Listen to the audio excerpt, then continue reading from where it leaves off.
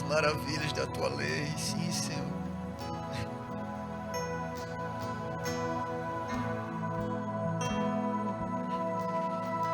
Nós te amamos. Nós te amamos, Senhor. Nós te amamos e é de bom grado que estamos aqui como família, como corpo de Cristo. Nós cultivamos essa atitude de receptividade à tua presença.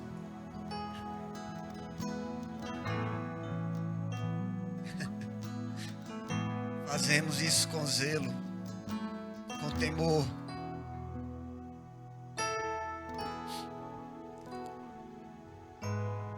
Abraçando, Senhor, a sua presença. O espírito de comunhão, o espírito de oração. Sim, Senhor.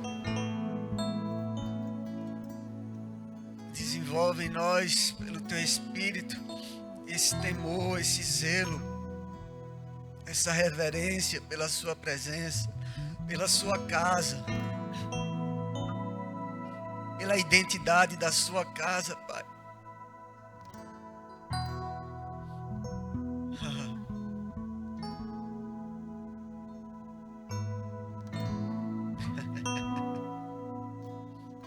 Sim, ser bem-vindo. És bem-vindo em nossas vidas. És bem-vindo desde o dia em que você passou a habitar em nós. Desde o primeiro dia, o Senhor é bem-vindo.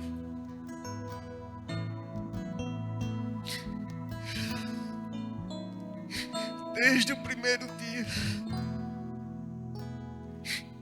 em que passamos a ser a sua casa. Ah, sim. O Senhor é bem-vindo. O Senhor tem o controle, o Senhor tem a liberdade. O Senhor tem o senhorio da casa.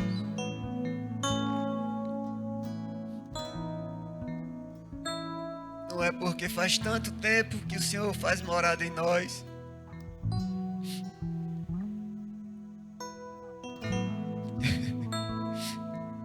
Que vamos se familiarizar com o Senhor de maneira a se relacionar de todo jeito contigo, Pai.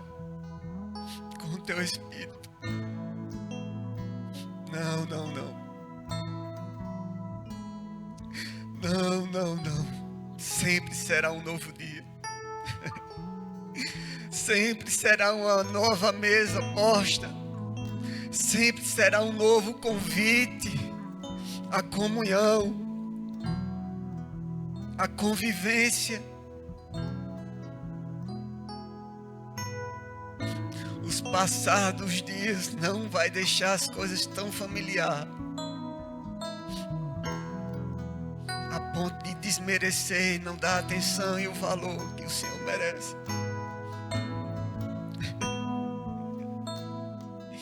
Sim.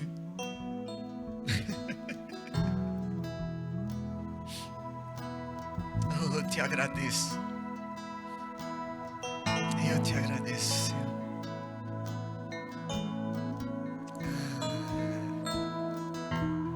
Bom é te ter, te pertencer. Bom é ser sua casa. Nós te amamos. Nós te amamos. Aleluia. Você pode ir sentando.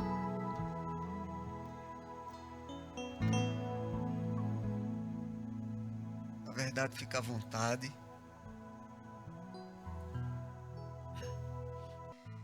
Eu sou grato pela vida de Adriana, de Simon, dessa igreja, por ter parado um final de semana para dar esse espaço tão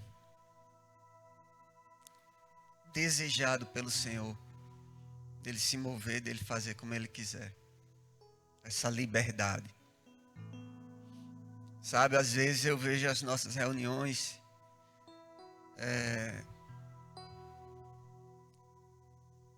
como um lugar, né, onde a gente precisa ajeitar as mobílias para que a presença se sinta confortável para se mover em nosso meio. Eu sei que existe várias ocasiões, públicos, enfim, e a gente busca do Senhor, sabedoria de Deus para se mover dentro dessas ocasiões, dessas propostas de culto. A gente às vezes faz eventos evangelistas e a gente dá um passo para trás, teoricamente falando, para falar a linguagem daquele pessoal. Às vezes é um culto onde a gente está focando por salvação de vidas, enfim, tem temas, enfim, e aí a gente se molda aquilo ali. E isso é válido porque existe uma proposta, uma estratégia da parte de Deus para isso. Mas se isso não vier de um lugar de oração, se isso não vier da identidade da igreja, só são estratégias humanas.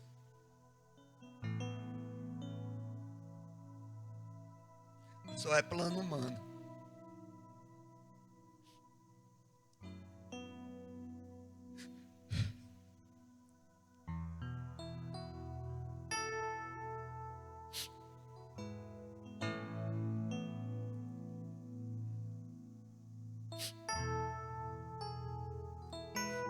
Sabe, a gente está chegando na última hora da igreja. Eu acho que a posição mais sábia que a gente possa se mostrar como igreja é, de fato, sabe, abrir as portas para o Senhor fazer.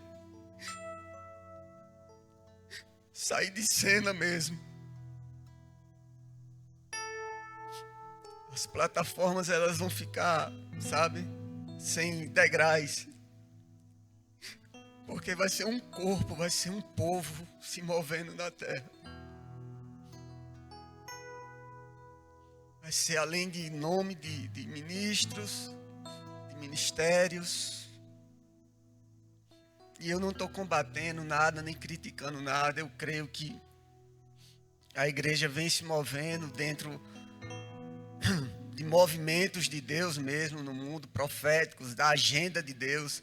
Mas nessa última hora, é como o Senhor estivesse despertando seus filhos e suas filhas, simplesmente para abrir a cortina para a presença se mover no meio da igreja.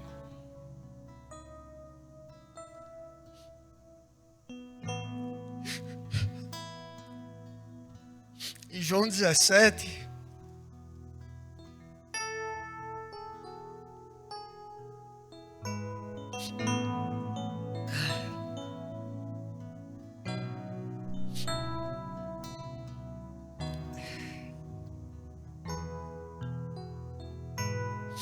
João 17 tem a oração sacerdotal de Jesus.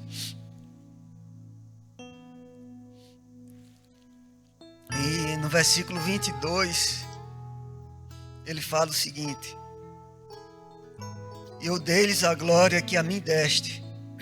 Ele orando ao Pai.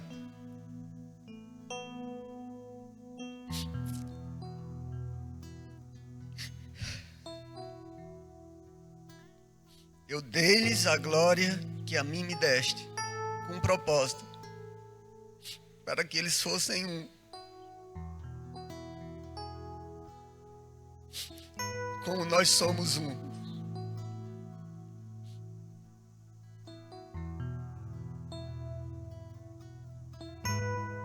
Ele nos confiou uma glória. Vocês podem sentar, obrigado.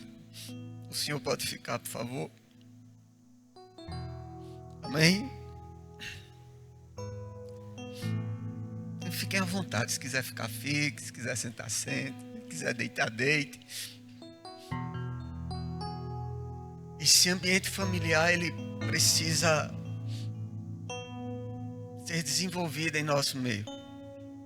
E aqui fala que Deus deu uma glória que Jesus deu essa glória aos discípulos para que eles fossem um. Com o fim deles serem um, como o Filho e o Pai eram um. No versículo 23 fala: eu neles e tu em mim, para que eles sejam perfeitos em unidade, e para que o mundo conheça que tu me enviaste a mim, e que tu tens amado a eles como me tens amado. No versículo 21 ele ainda fala o seguinte, 20, vamos lá no 20. E não rogo somente por estes, mas também por aqueles que pela tua palavra onde creem em mim. Diga, foi por mim que ele orou. Para que todos sejam um, como tu, ó Pai, o és em mim e eu em ti. Interessante que ele não está orando para que a gente seja um com o Pai, nem com ele. É para que a gente seja um primeiro. Para que a gente concorde. Como Jesus concordava com o Pai.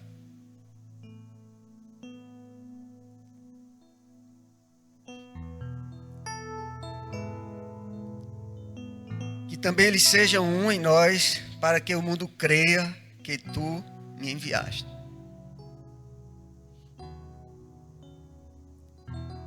Olha o que Jesus está falando. Que o nosso maior testemunho para que o mundo se converta é que sejamos um. A gente vai falar sobre oração.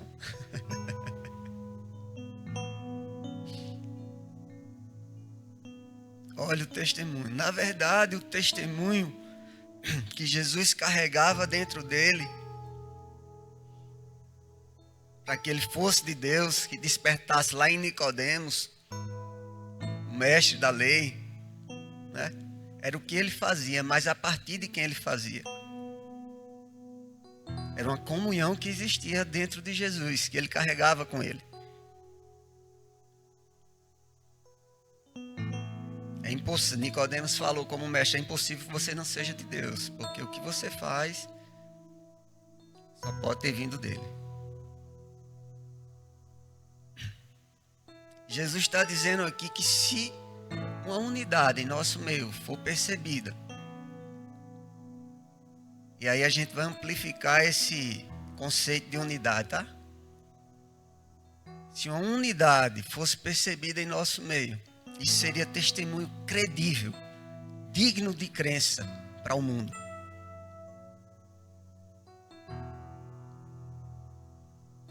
Existe uma unidade, né? Ontem Ricardo falou de Atos 2:42, onde existia pelo menos 4 elementos que eram muito fortes ali na igreja primitiva. A comunhão, o ensino, a comunhão, o partir do pão e as orações. Eu acredito que tudo isso era oração. Se resumir em oração. Porque não existe ensino sem oração. Não existe comunhão sem oração. Não existe partir do pão genuíno sem oração. Tudo isso brinca e transita em cima de uma plataforma chamada oração. Tudo isso.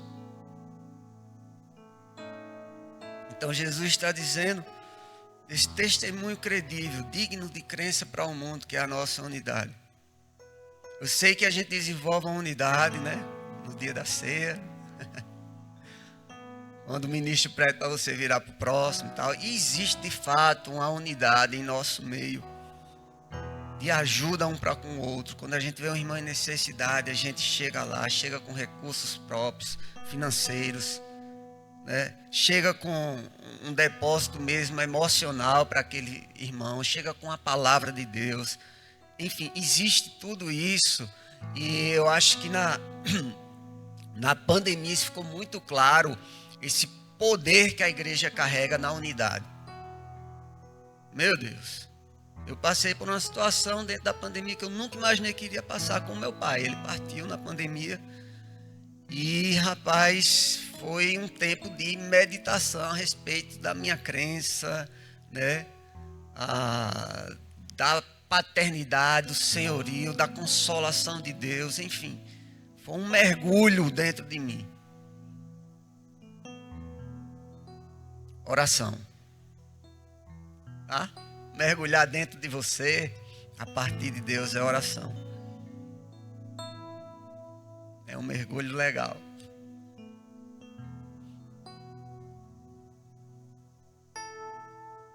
Lá em Provérbios 20 fala que o propósito no coração do homem são como águas profundas.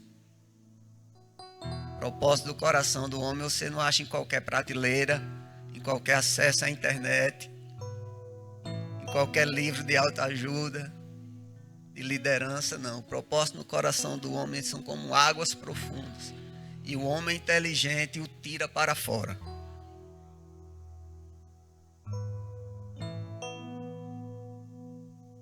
Todo esse sistema mundano que a gente vive hoje nos rouba desse mergulho. Porque é muito imediatista, é muito fast food, é muito micro-ondas, né?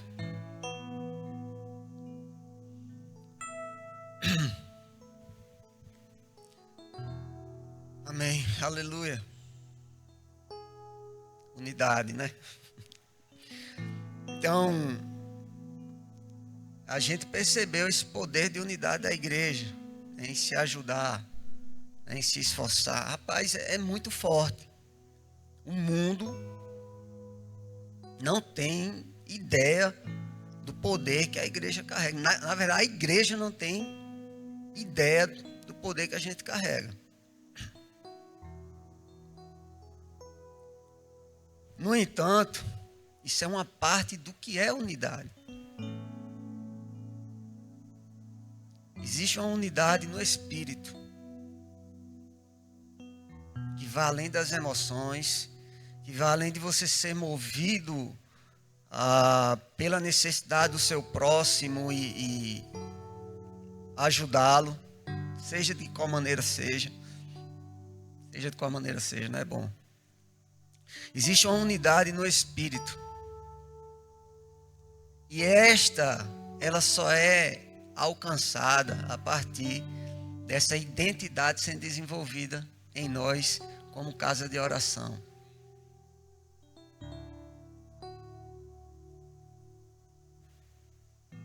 Existe uma casa que eu carrego dentro de mim. Eu sou uma casa. E eu carrego essa comunhão de maneira privada e particular comigo para onde quer que eu vá. Eu tenho uma responsabilidade com isso. Você tem uma responsabilidade com isso. Cada membro do corpo de Cristo tem uma responsabilidade em conservar essa condição de comunhão com Deus. Tem um termo que resume muito bem isso para mim, que é o praticar a presença de Deus. Oração é praticar a presença de Deus dentro, de tal maneira que eu possa evidenciá-la. E isso a gente leva para onde a gente for. Para onde for necessário a gente ir. Oração é uma condição de comunhão que nos foi dada. Acessá-la é uma disposição, uma postura minha e sua para acessar. E aí a gente vai. Para onde quer que a gente vá. Como casas privadas. No entanto, essa condição, quando é ativada no privado, ela nos dá uma consciência da presença. Um reconhecimento da presença. Que quando entramos pelas portas ali, a gente não percebe somente uma pessoa, uma cadeira, um som, o grupo de louvor, quem vai ministrar, que vão falar para mim hoje. Sabe esse espírito de consumista, de crente consumista? Ele é eliminado. Porque você vem carregando algo da parte de Deus, que às vezes até ele já compartilhou com você antes de você chegar aqui. E o seu desejo é que junto, sabe aqui, a imagem, né, de que quando a gente entra dentro da igreja, do prédio físico, é como se a gente entrasse olhando para o nosso umbigo, para a nossa necessidade. Será que hoje vão orar por mim? Será que hoje vão impor a mão? Será que vai ter uma palavra? Será que alguém vai ofertar na minha vida? O que será de mim? E isso na verdade, é um ranço que a igreja carrega por erros bem lá atrás mesmo, né? De evidenciar pessoas como únicas e exclusivas para receber de Deus e dar para um povo, para os meros mortais. É um ranço, mas que está caindo por terra. A gente não vai experimentar nada novo, não. A gente está voltando lá para a igreja primitiva só. Está resgatando. Eu amo a igreja de Cristo. Eu amo o corpo de Cristo, independente de denominação, irmão. Eu estou lá. Porque existe pureza em cada uma delas. Existe pureza. Do mais tradicional ao mais pentecostal, existe pureza. E se não estamos imersos nesse espírito de oração, a gente só enxerga juízo.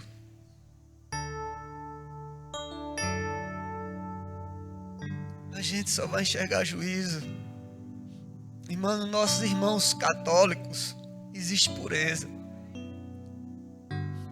Existe pureza, irmão.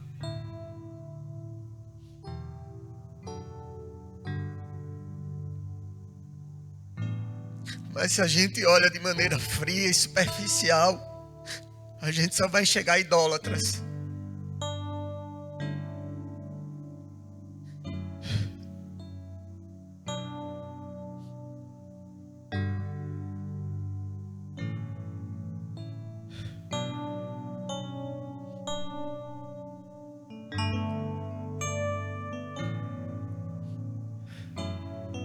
Então, quando a gente conserva essa identidade de ser casa de oração no nosso privado, quando a gente vem para cá, a gente não vem querendo consumir, a gente vem querendo contribuir.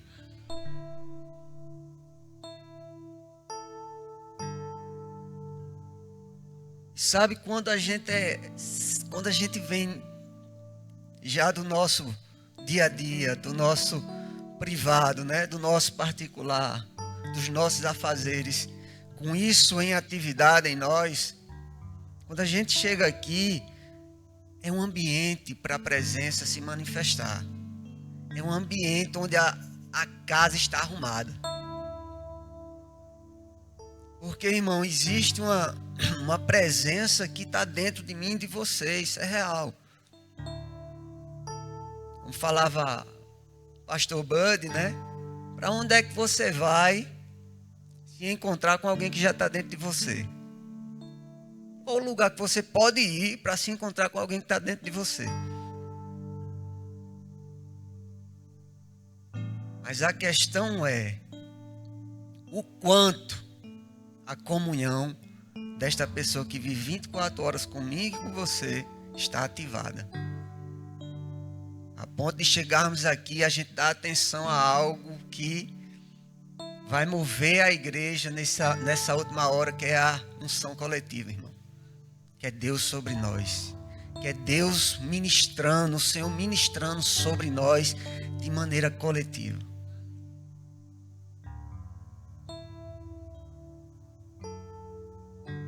Dá lugar, vaso.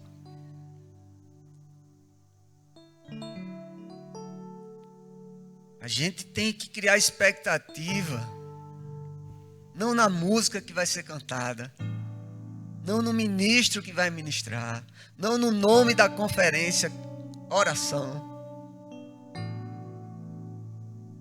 não na denominação, nada disso.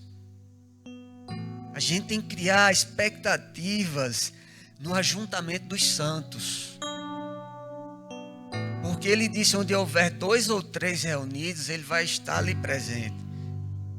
Na unidade, a bênção, ele derrama a bênção. Sabe, a unidade, essa concordância, essa interação no Espírito, minha e sua, prepare esse ambiente. Não adianta ter uma casa toda bonita, com os melhores móveis, com a iluminação mais legal, com o maquinário mais perfeito, se está tudo desarrumado.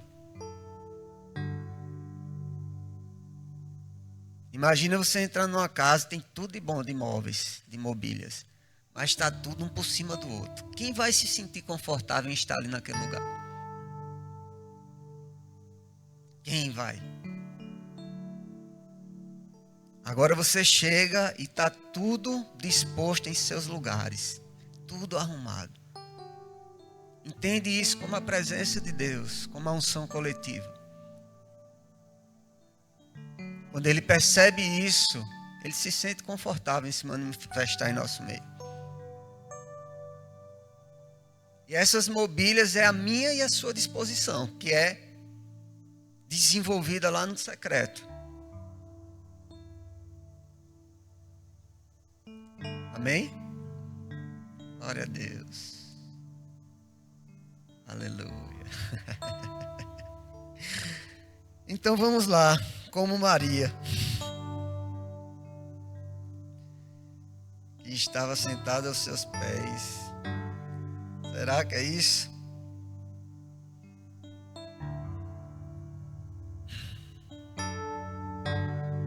Aleluia.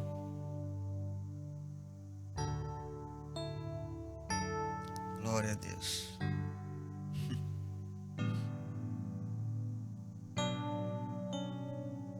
João 15. João 15.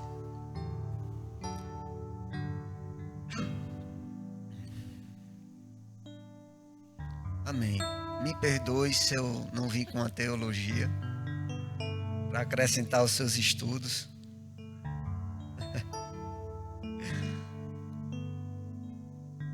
Eu não tinha planejado nada de falar isso. Me perdoe.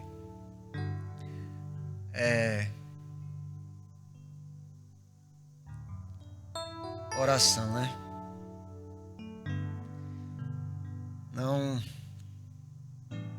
Não é algo infantil a oração, certo?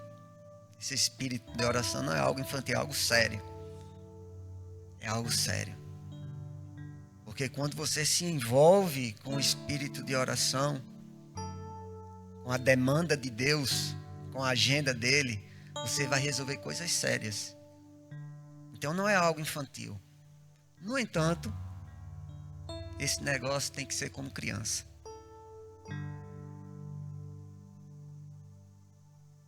É divertido como criança. Lá na casa de oração, a gente há de pisar nela fisicamente, no milênio, ele vai nos conduzir em alegria. Oração não é algo pesado não, irmão. Agora para você ver, né? Na história da igreja, a oração foi colocada quase como uma penitência. Vocês entendem como o negócio foi, a identidade foi maculada? A essência da oração foi maculada no decorrer da igreja. Olha, para o nosso meio também. Porque quando somos convidados a orar, dá logo um frio na barriga. Ai meu Deus, vou orar. Oxê. E não é privilégio não, é? Acessar. Na verdade, é evidenciar o que já está acontecendo, não é privilégio não, é? Mas aí por quê? Isso eu fazendo, dando aquele mergulho interior, entende? Eu percebi em mim, eita, vai orar, meu Deus. Primeira coisa que eu percebi, que é uma falha de caráter, de personalidade, sei lá o que é, eu não sou profissional nisso, mas eu percebi que eu orava para homens e não era para Deus. Por isso que era pesado. Por isso que era desgastante, penoso. Por quê? Porque eu não tinha palavras para impressionar os meus amados irmãos, ó. Que é família, que não tem dedo não, que fala de todo jeito. Não precisa pegar palavras rebuscadas, bonitas, ser né, profissional nas palavras para orar. Por que era pesado? Porque eu orava para os meus irmãos e não ao Senhor. E muito do que a gente faz, a gente leva um peso que não é nosso. Existe um peso porque a gente está querendo, a gente está focando no lugar errado. Amém? Eita, ó, estou falando para os novos e para os antigos, como eu sou antigo. Irmão, tem um destravar em Deus, independente do tempo de que eu e você esteja nesse negócio de reino de Deus. Tem que ter marcos na nossa caminhada. Marcos, toques de Deus. Seja esse final de semana, seja o próximo, seja na sua casa, seja enquanto você lava a louça, enquanto você dirige, enquanto você toma banho, seja onde for, deseje um toque de Deus. Uma revelação assim, ó, que aparece de repente, mas não do nada. Por quê? Porque você está conservando o espírito de oração dentro de você. Acabou meu tempo, foi? Não, mas está ali, está tranquilo. Leia João 15 para finalizar. João 15, versículo 7 e versículo 8. Se vós estiverdes em mim, e as minhas palavras estiverem em vós, pedireis tudo o que quiserdes, e vos será feito. Essa condição, né? Eu só entendo que essa condição, né, de pedir e ser feito é a casa em harmonia. É a casa em harmonia. Tudo limpinho, tudo nos seus devidos lugares. Sabe? Tem uma concordância. Oração antes de pedir. Irmão, o fim principal da oração não é pedir, não. Eu sei que a Bíblia ensina a gente a pedir, mas isso é um start. O ideal é que a gente esteja concordando com Deus. É uma concordância com Ele.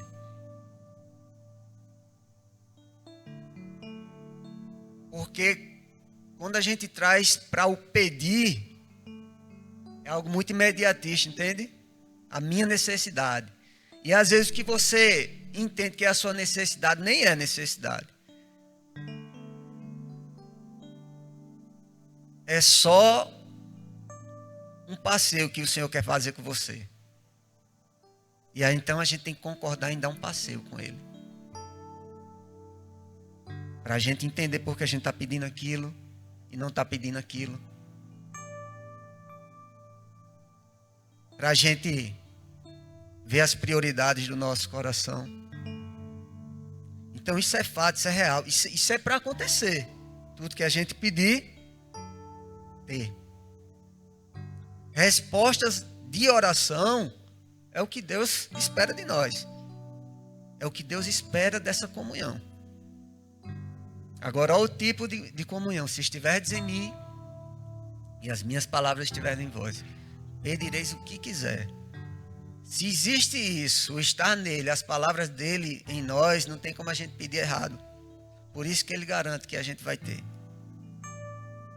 A gente vai concordar. Amém? E nisto é glorificado meu Pai, que deis muito fruto. Se a gente for olhar para o contexto aqui, esse dar muito fruto é justamente a resposta à oração. O contexto é esse. Nisto será glorificado o Pai. E que a gente dê muitos frutos. E esses muitos frutos estão conectados às respostas da oração. E às vezes eu entendo, né, que não ter respostas à oração é uma falha nesse estar nele e as palavras dele em nós. Talvez, um pensamento, né? A gente esteja devendo a Deus respostas de oração.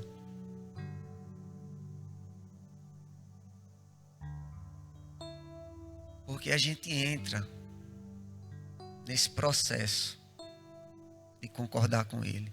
Por mais que seja o desejo do coração do Pai. Por mais que seja o desejo do coração do Pai, possa ser que não se materialize. Porque dentro desse processo existe um agente que sou eu e você, que é a igreja. Em concordar com Ele para que as coisas se materializem. Então, talvez a gente esteja devendo respostas de oração a Deus. Mas é Deus que responde, então é Ele que deve resposta. Será?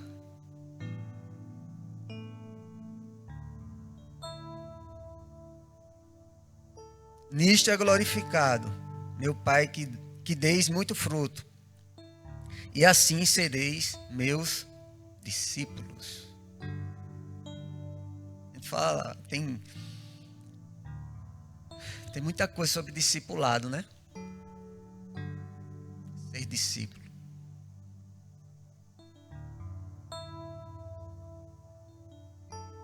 Seria outra pregação, eu acho. Né? Ser discípulo. Interessante que o discípulo vivia nos calcanhares do mestre, né? Tem até um ditado que se diz que o discípulo no final do dia estava cheio da poeira das sandálias do seu mestre, porque ficava tão colado no que ele fazia, vendo o que ele fazia, ouvindo o que ele dizia, que no final do dia ele estava coberto de poeira.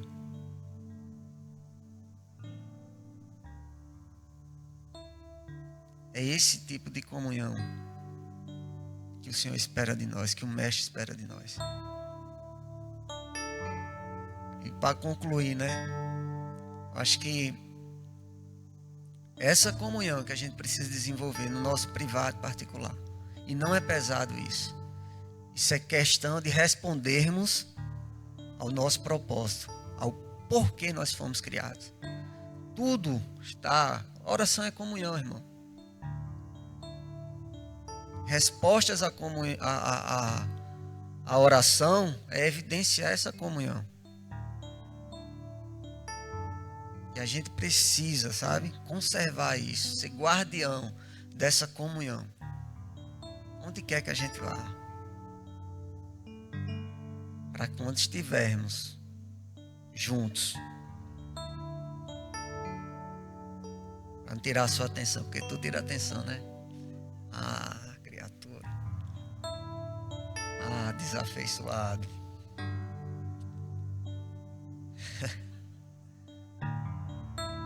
Tudo tira a nossa atenção, inclusive dele. Então desenvolver isso a ponto de quando estivermos juntos aqui, a gente se conheça.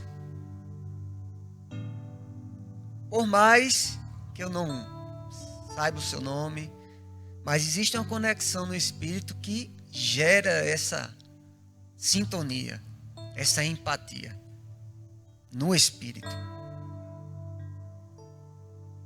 A gente fala muito sobre essa empatia natural, enfim, né? Esse movimento aí. E amém, é show, maravilhoso, vale para os nossos relacionamentos. Mas existe uma empatia, uma sintonia no Espírito. E é essa que o Senhor está esperando. Porque quando a gente se sintonizar nisso, esse culto tem hora para começar, mas para finalizar, não. Amém?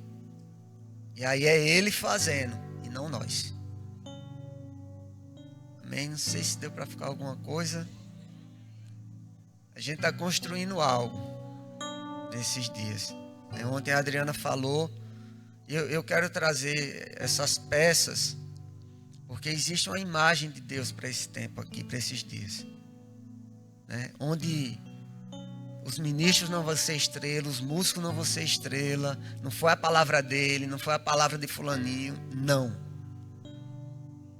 Fomos nós. E a imagem que eu tinha era de, sabe, aqueles meninos, ninguém larga a mão de ninguém. Aquelas crianças que agarram a mão um do outro assim, correndo para dar um mergulho. Aí tudinho junto. Se você não for, o resto não vai. Pronto. É para todos, porque somos participantes. Ninguém é detentor desse chamado, especificamente de oração. Ninguém. Todos. Não existe uma pessoa específica. Não existe um ou outro. Todos são chamados. É identidade minha e sua, identidade da igreja, ser casa de oração. Quando Jesus se irritou ali, foi porque ele não viu o propósito daquilo existir acontecendo. A identidade daquele lugar sendo maculada. Ele se irritou por causa disso. E Jesus se irritava, é? Para você ver. Isso irritou ele. Não vê o motivo de existir daquele lugar não acontecendo. Na verdade, sendo substituído. É outra pregação. Amém? Então a gente está construindo uma imagem que já está no coração de Deus. Ontem a Adriana falou muito bem do Espírito Santo. Eu acredito que é a glória de Deus em nós, a pessoa de Deus em nós para promover, para ativar a oração, para orarmos certo, para promover unidade. Amém? Ele é o fio que nos une. Amém? Então vamos que vamos. Fique pronto, viu? Dê lugar, vaso. Dê lugar, dê lugar. Amém?